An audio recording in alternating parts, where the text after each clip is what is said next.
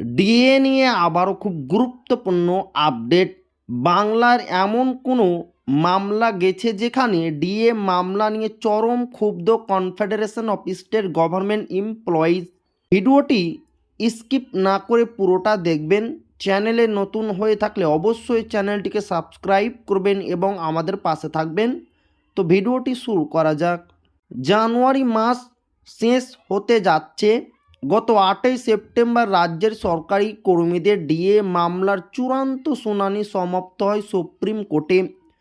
তারপর থেকে প্রায় 4 মাস অতিক্রান্ত হতে চললেও মামলার রায় সামনে আসেনি। সুপ্রিম কোর্টের উপর আস্থা থাকলেও সব মিলিয়ে হতাশা বাড়ছে সরকারি কর্মীদের মধ্যে। সোমবার এক সাক্ষাৎকারে কনফেডারেশন অফ স্টেট গভর্নমেন্ট এমপ্লয়িজের সাধারণ সম্পাদক মলয় মুখোপাধ্যায় বলেন, এখন আর বলতে পারছি না। আমাদের দেশের সর্ববৃহত্তর আদালত তারা মামলাটা নিয়েছেন। 25/3/2025 মাননীয় বিচারপতিরা রাজ্য সরকারকে বলেছিলেন ডিএ মামলাটা অনেক দেরি হয়ে যাচ্ছে। আগে আপনারা 50%, পরবর্তীতে তা 25% হয়েছে, তা দিন, তারপর আপনাদের কথা শুনব। আশাহত হয়ে মলয়বাবু আরও বলেন, সেটা তো দিল না, শুনানি করলো এবং ম্যারাথন শুনানি, যাতে ডিএ অর্ডারটা নিশ্চয়ই খুব শীঘ্রই প্রকাশ পায়।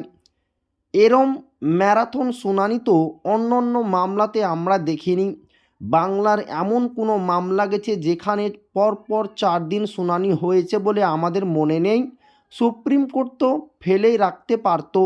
মলয়বাবু আরও বলেন, আইনজীবী বিকাশ রঞ্জন ভট্টাচার্য বলেছেন, সাধারণত একটা রিজার্ভ মামলা 3 মাসের মধ্যে রায় ঘোষণা করার কথা। এখন বিচারকদের ব্যাপার, তারা যদি বলেন আরও বেশি সময় লাগবে তো লাগবে, আমরা কিছু বলতে পারবো না। সাধারণত সুপ্রিম কোর্টের নির্দেশিকা অনুযায়ী শুনানি শেষ হওয়ার 3 মাসের মধ্যে রায়দান হয়ে যাওয়ার কথা।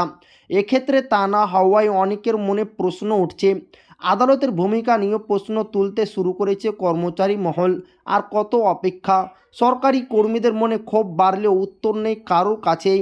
আপাতত অপেক্ষা করা ছাড়া আর কোনো রাস্তায় যে খোলা নেই।